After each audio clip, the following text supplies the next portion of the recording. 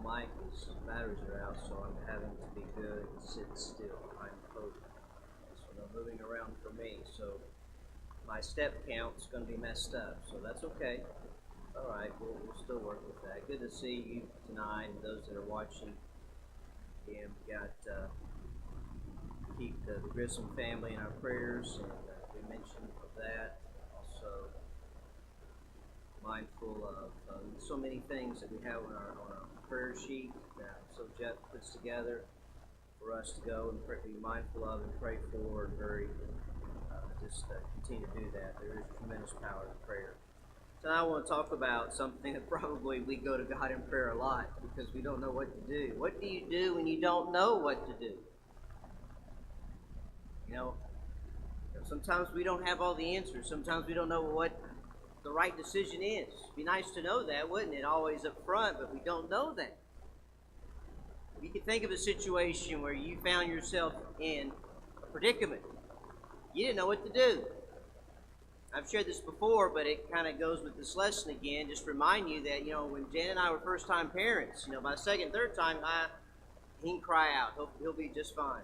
By the first time, you're so sensitive and high-strung, and everything is very serious. And I'll never forget when my mother-in-law, she came with us from the hospital. When she left, when she closed the door and got in the vehicle and drove off, I was scared. I didn't know what to do. It's not like instructions.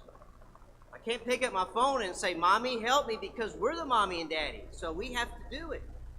So but God got us through, and we made it just fine. But at that moment, I felt like that. I've shared this also in the summer series, that when I went back to have a post-op with my neurosurgeon, the one that did the first surgery that I thought got the tumor out, the brain tumor, and I was doing well, everything's going well, rock and roll, everything's just great. I'll never forget her saying, "What's your plans this summer?" What do you mean? We got to do it all over. What do you do? What do you do when you don't know what to do? Maybe you can relate to a decision. Maybe you can relate to a situation where you can easily feel lost. You might be honest with yourself. You felt desperate. Can't help but wonder how you're going to get through this situation. But yet, we go back and think about those moments. We made it. We got through it.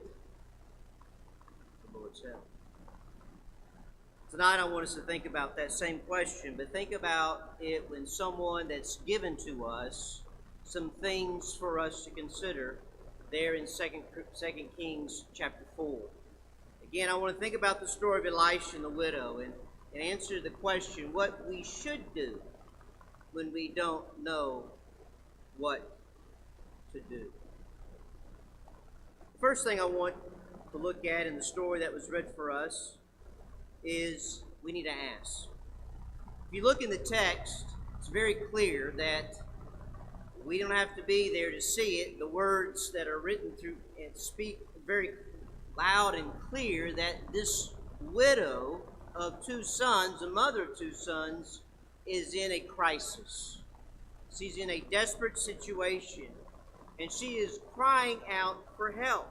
In the middle of the crisis, she's not knowing what to do. She does know what's going to happen if she doesn't do something about it, and she's desperate. We are told that her husband was one of the sons of the prophets. He was a God-fearing man, and Elisha was aware of this prophet. But we also need to be mindful of the particular culture and time of this story. It's not like the woman was in Western culture in the 2000s, where she had Social Security, had a pension, had Medicare. If she didn't have Medicare, had Medicaid, and all these food stamps, all these things, resources that she had. She was in a predicament.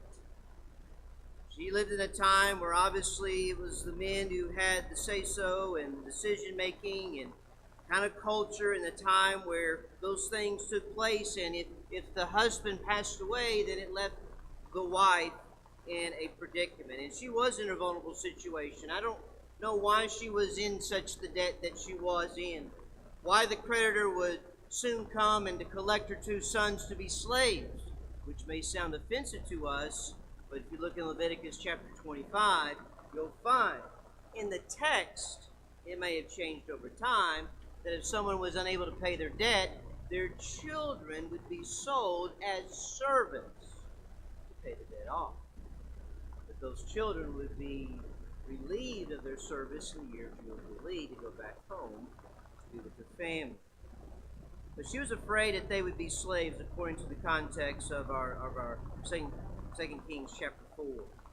Maybe the debt was her just trying to survive when her husband had passed away. Could be.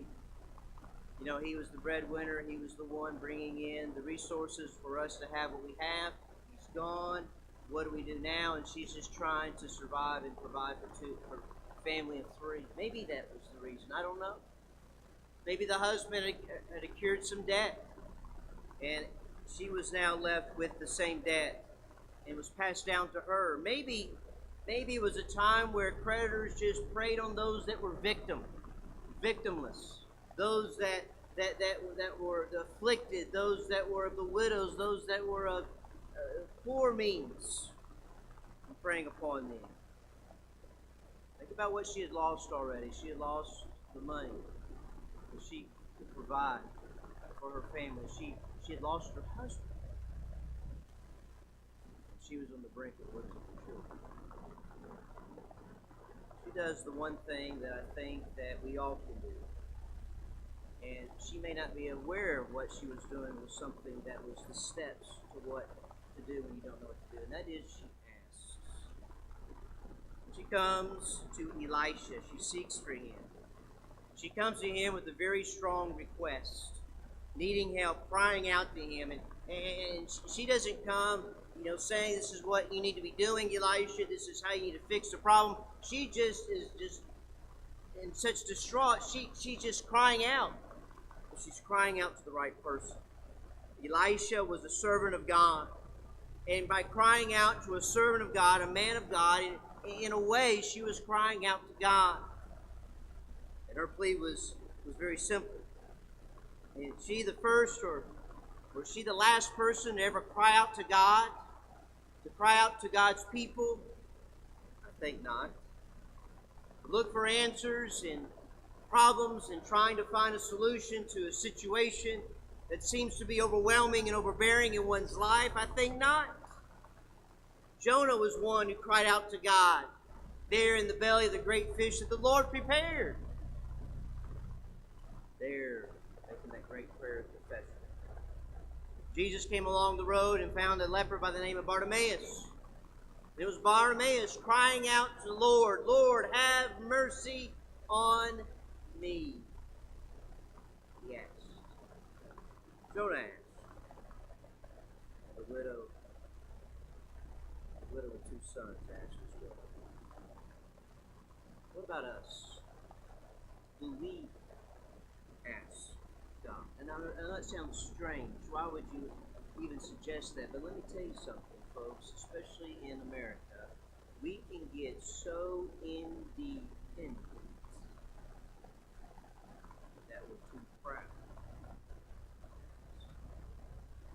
Even with God. Sometimes we think of God as like a fire extinguisher, break glass in case of emergency. We look at him as a last resort when Jesus said we need to seek first the kingdom of heaven and all his righteousness, and all these things shall be added unto you.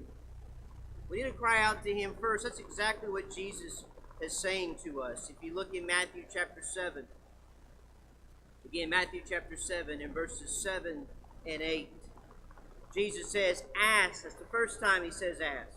And it will be given to you. Seek and you will find. Knock and it will be open to you. For anyone who asks receives. And he who seeks finds. And to him who knocks it will be opened.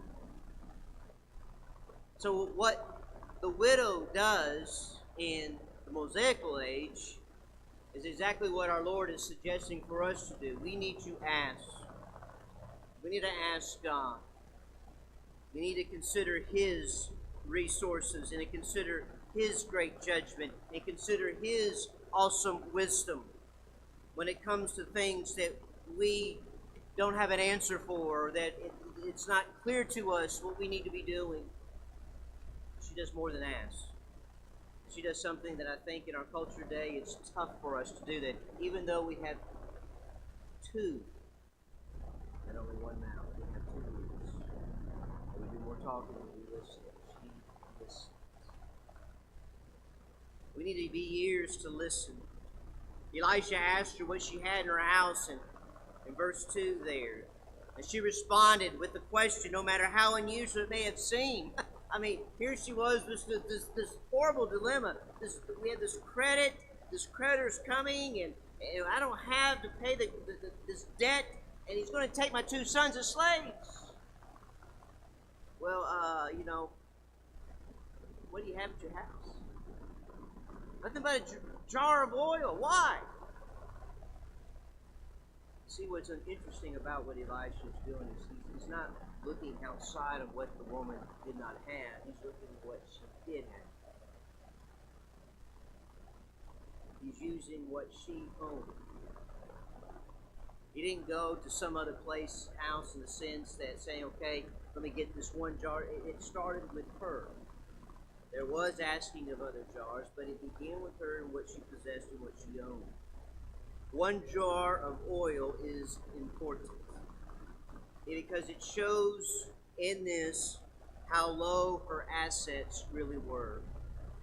And Elisha asked her to do something that was strange, that required faith on her part.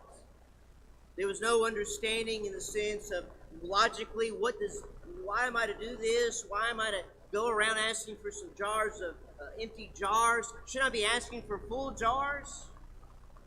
No, you need empty ones. He asked to gather a bunch of empty jars from the neighbors. In a way, I think in reading that, he's asking her to take the only thing that she has left and give it back to God.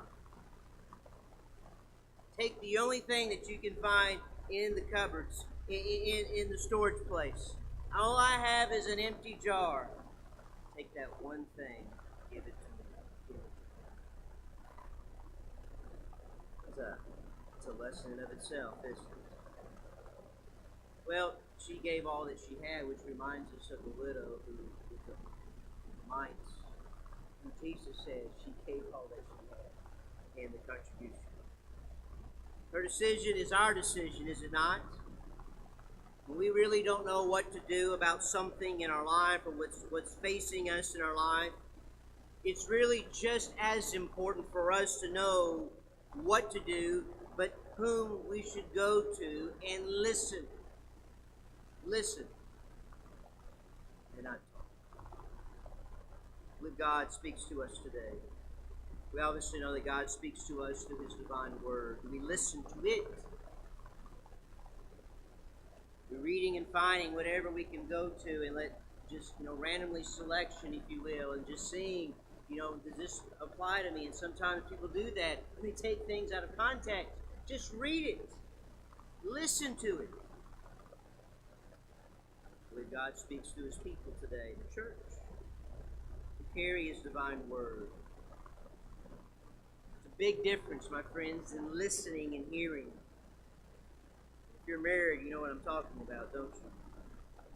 And our spouses, they know the difference if we're listening or we're just hearing them. Especially if we agree to something we don't even know we agreed to. There is a connection, though, to listening and obeying. She not only listened to what Elisha said, she willingly did. Go back and look at that. He said, go borrow vessels from everywhere, verse 3. From all your neighbors, empty the vessels. Do not gather just a few. When you come back, shut the door behind you with your sons, pour all the vessels, set the full ones. And she went from him and shut the door and brought the vessels to her. She did it. She didn't do this, and this is what our culture does. And this, I know the differences of culture. She didn't say, why? Why? Why am I to do that? Why do I have to do that? Why do I have to do it this way? Does it sound familiar? And spiritual truths and teaching and commandments. Why does God want me to do it that way? Why did He say to do it that way? Why can't I do it some other way? She didn't do that. And in people that are truly seeking God's answer and wisdom and advice, we've got to be all ears and take in what He said.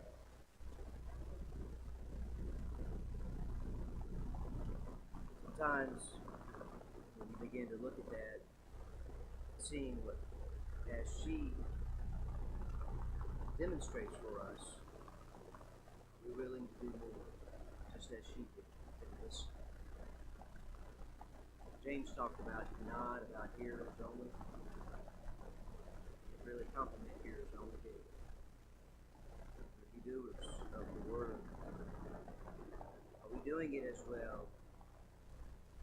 We understand and we realize that in this life, no, we're not going to have all the answers. In this life, no, we're not always going to know what to do, and know it's not always going to be the right thing to do sometimes.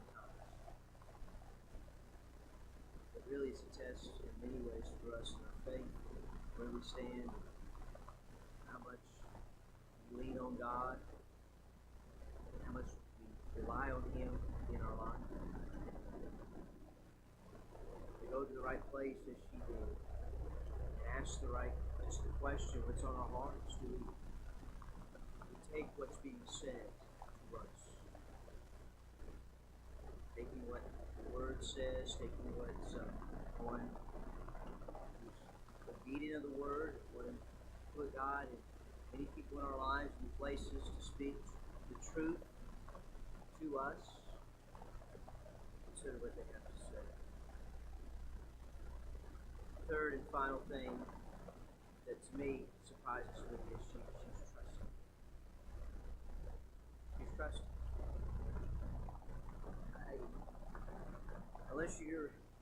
I can't relate in a sense as a mother and as a father, knowing that someone's coming to take your children. I know that would strike within me, but think of a mother.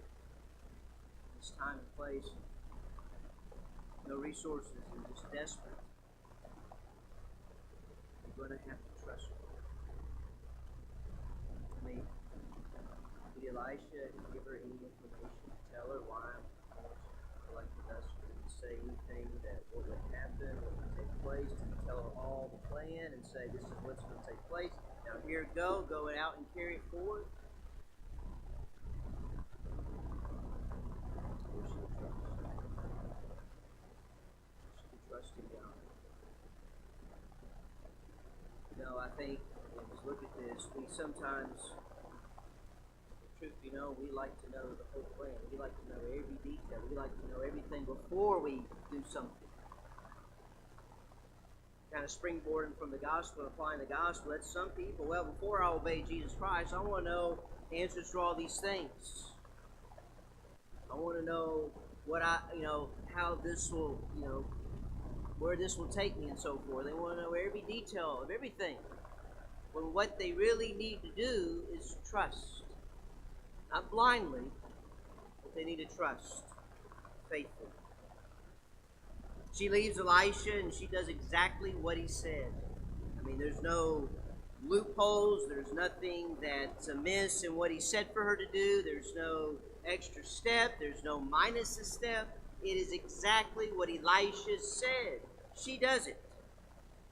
Yet there are many times where we may not fully understand what God is saying to us. But what we do know is this: we need to trust in Him.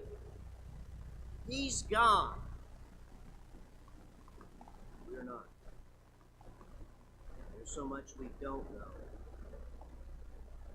But we need to trust in God anyways. Romans 8:28 still applies, does it not? Everything that happens to us is good, but God works together for the good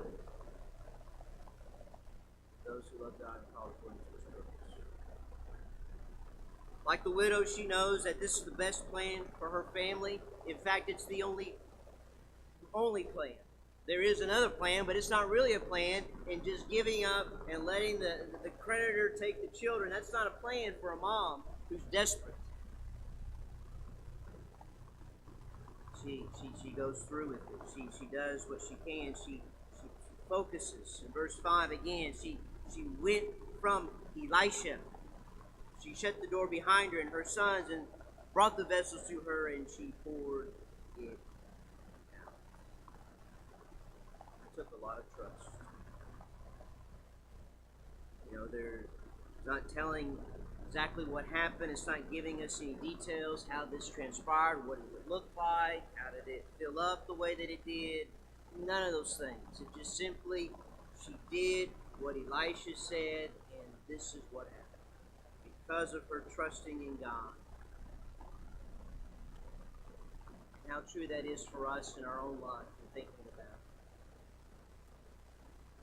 So many times that come into our life, that unexpected things that we don't even think about or plan. This year, we all want a good year. Who doesn't? We all want a year that's fruitful and profitable, that's glorifying God and saving us souls. I want that. You want that. The devil's at work as well. The temptations of this life. The struggle that it is, especially in our country, to be independent, to do it on your own, to do it for yourself. And leaning on God is against that. It's unfortunate, but it's true. Sometimes it takes a crisis in our lives to test our faith. You think we have faith, you think we have strong faith, you think we have faith that Jesus would say it's strong, it's mature, it's well, but what's faith if it's not tested? What's faith if it's not challenged? What's faith if it's not brought to something and put to the test? Many times the crises, the struggles, the things that we go through, that they do show us our limits. They show us how not as strong as we are, and how maybe we can't do anything and everything. God is the great God that He is. How our own strength needs to fall into the hands of the Almighty, all-powerful God. We will ask God. We listen to His divine instructions and what He says, understand the context and how He says it. And here's the biggest one. This is a hard one. Will we trust in God even when we don't?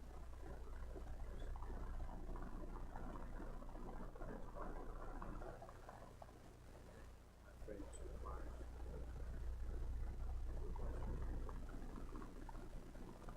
came across a story in 1990, not too long ago. A 26-year-old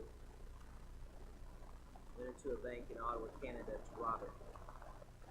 Had a gun, stick him up, the old-fashioned, robbed the bank, got from the robbery $6,000.